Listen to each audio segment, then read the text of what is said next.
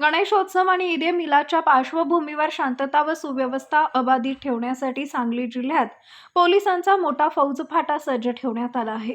मिरज शहरात पोलीस विभागाच्या वतीने पथसंचलन करण्यात आले। पोलीस अधीक्षक संदीप घुगे, अपर पोलीस अधीक्षक कल्पना बारवकर, पोलीस उपअधीक्षक प्रणील गिरणा, स्थानिक गुन्हे अन्वेषण विभागाचे पोलीस निरीक्षक सतीश शिंदे, पोलीस निरीक्षक किरण रासकर, पोलीस निरीक्षक अजित सित, सहाय्यक पोलीस निरीक्षक संदीप शिंदे यांच्यासहित 30 अधिकारी, 250 अंमलदार तसेच होमगार्ड हे या पथसंचलनामध्ये सहभागी झाले होते। मिरज शहर पोलीस ठाण्यापासून पथसंचलनाला सुरुवात करण्यात आली। Guruwar Peth station road, Miraj market, Sarafkatta, Ganpati मंदिर पर्यंत पथसंचलन करण्यात आले। यावर्षी सांगली जिल्ह्यात 5861 गणेश मंडळांची नोंद झाली आहे। कोणताही अनुचित प्रकार घडू नये म्हणून या सर्व शांतता कमिटीची बैठक घेऊन शांतता राखण्याचं आवाहन केलं आहे।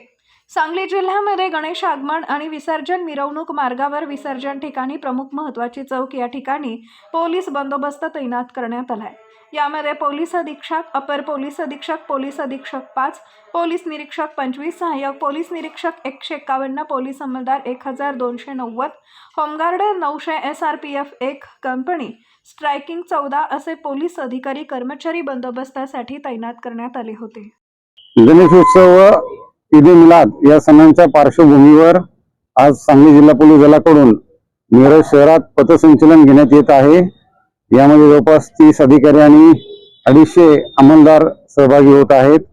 प्रशासनातील सर्व अधिकारी या ठिकाणी हजर आहेत। आम्ही रूटची पाहणी करणार आहोत। त्याचबरोबर जे गणेश मंडळ आहेत त्यांना पण आम्ही भेटी देऊन सूचना देणार आहोत।